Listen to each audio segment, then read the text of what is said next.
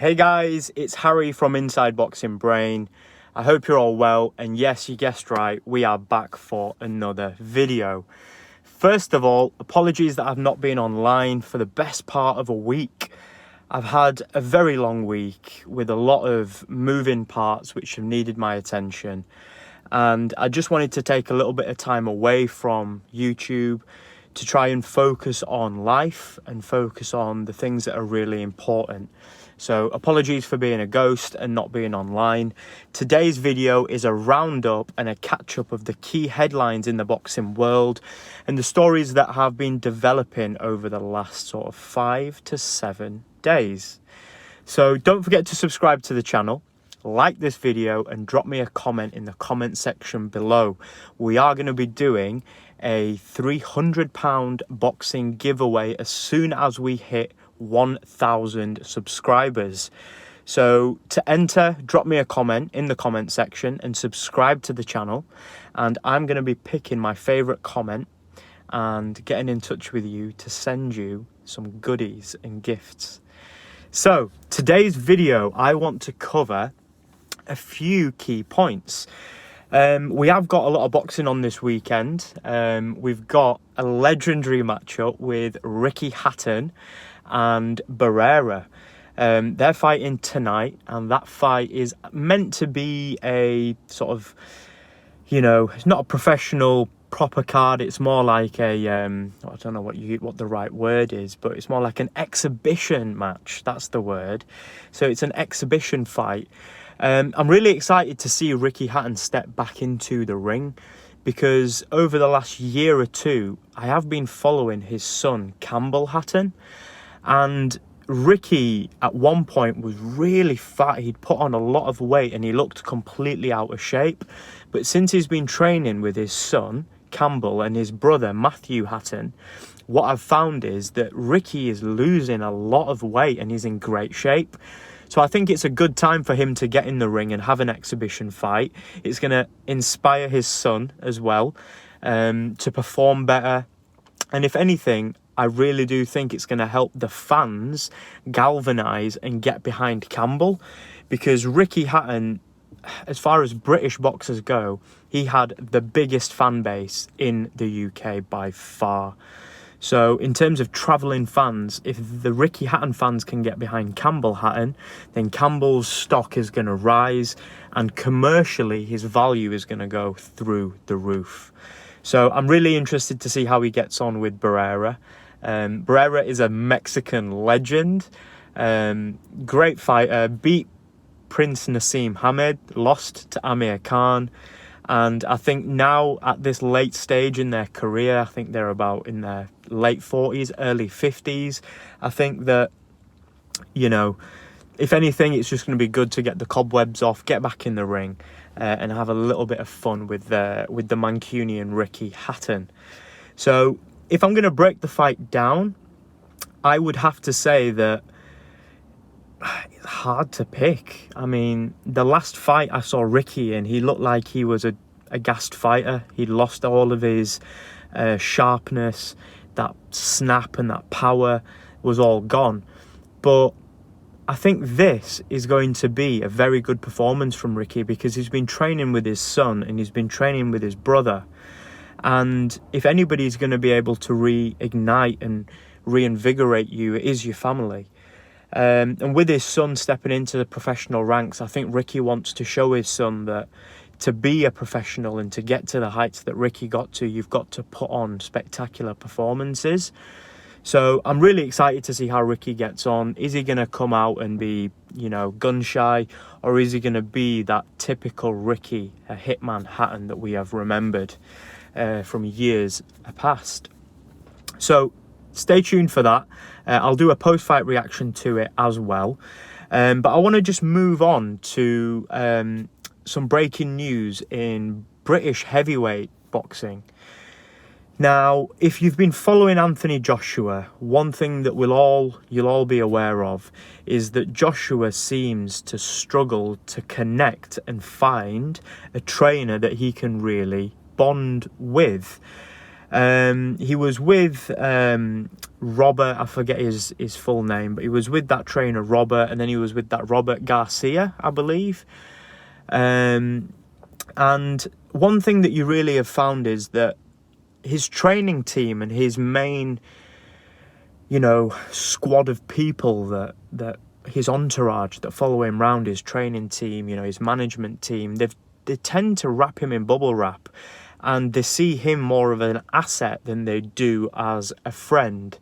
Now, I'm saying that from the outside because I don't know their personal relationships, but what I do know is that since Anthony Joshua has had back-to-back defeats with Alexander Usyk, he's had nothing but criticism from the boxing world around the trainers that he's picked. Now, one trainer that I really want to talk about in today's video is this Angel Garcia. Now, Angel Garcia is a glorified PE teacher. Not my words, Chris Eubanks Sr.'s words, but realistically, if you look at Angel Garcia's career, he's never actually worked with any top-tier heavyweights before. And Anthony had brought him into the camp and he'd replaced Rob McCracken. Robert McCracken is the name. And this Angel Garcia came in and essentially replaced Rob McCracken, who is a legendary British trainer. He trained the likes of Carl Froch all the way up to, championship status and championship level. So for Anthony Joshua to replace him with a novice, the alarm bells were going immediately. And many boxing fans, many boxing critics, many boxing analysts essentially came out and said, we think this is a bad decision. And, you really need to consider taking stock and reviewing your training team to get the right trainer for you. And he did go to America. He met Virgil Hunt, what's his name? Virgil, Amir Khan's old trainer. He met Canelo Alvarez's trainer, and he finally decided that he was going to go with this Robert Garcia. Now, he had one fight with Robert Garcia, and already he's got rid of him.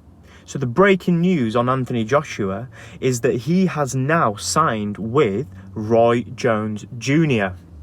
So Roy Jones Jr. is now going to be Anthony Joshua's trainer moving forward. And if you've been following the build up to the fight, Anthony Joshua is not fighting in December as originally planned. He's now moving into the new year, and potentially he's going to be fighting a Dillian White, or he's going to fight another, I would say, B-class fighter, just to sort of build his confidence up, because in Roy Jones's own words, Eddie Hearn did not want Anthony Joshua to fight Tyson coming off back-to-back defeats. To face someone like Tyson, you really have to be at your best. And unfortunately, Anthony Joshua is currently just not at his best. He's far, far from it. So I'm not entirely sure how that relationship's going to go, because it takes a long time to build a relationship with a trainer. So for him to think that he's going to build a relationship within the next 4 months with Roy Jones Jr., who, yes, is probably the greatest of all time, shortly behind the likes of Muhammad Ali, Mike Tyson, Roy Jones Jr.'s style, his enthusiasm, his speed, his agility, his power was phenomenal. And he's one of the only fighters who's gone up multiple weight divisions and secured championship belts and taken care of his opponents in spectacular fashion. So I do think that Anthony can learn a lot from Roy Jones, but equally I think that Roy Jones Jr. isn't the right trainer for Anthony Joshua. And the reason is because Roy Jones Jr. is not a heavyweight trainer. He hasn't trained heavyweight champions. He doesn't understand the psychology, the mindset of being a big man, a 6'6", 18-stone heavyweight behemoth. And Roy Jones's fight was all based on agility, speed, reaction times, and that's just not Anthony Joshua. He's a powerhouse. You know, he uses his combination punching to overwhelm his opponents. And at no point has he ever been a slick, agility-based boxer. So we need to see how that pans out. But my gut instinct is that he'll win his comeback fight. But as soon as he gets matched up again with someone like a Deontay Wilder or a championship level fighter, he will come unstuck. And it is because his team around him have softened him up. The money, the fame, the notoriety, it softened him up as a man. And he really needs to go back to his core basics, which were power, speed, combination punching, and using his size to overwhelm his opponents. And if he really goes back to that, I think that he is going to be in a great position to try and regain the heavyweight championship belt. But the way we're looking at the moment, I'm not confident that Anthony Joshua has got what it takes to really go up there and defeat a Tyson or defeat a Deontay Wilder or a Usyk. So yeah, that is still remains to be seen. I also just want to cover off this weekend's YouTube boxing card. So this weekend we've got a big fight over in Dubai with Floyd Money Mayweather and Deji. And we've also got a good fight with Tommy TNT Fury. So just to speak about the latter first, the weigh-in was today actually, yeah. And Tommy Fury has missed weight. So he's come in around about 3 or 4 pounds over the weight limit. And I haven't actually heard anything in regards to whether or not he's getting fined, if the fight's going to go on, or if they're going to make him lose the weight. But just before I got online to make this video, I was just scrolling along Instagram and I seen a picture of the weigh-in, and it said that his opponent is asking for 20% of his purse. So I'm interested to know what you think. Do you think that him missing weight is a key indicator of him having a very bad camp? He says he's been in camp with Tyson, and you'd think that Tyson Fury's camps are elite, and for him to miss weight, it shows that maybe he's not been putting in the work.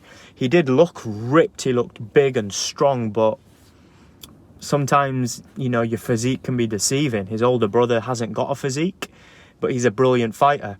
Tommy seems to have a great physique, but he doesn't seem to have that snap or power to finish his opponents with one punch. So that remains to be seen.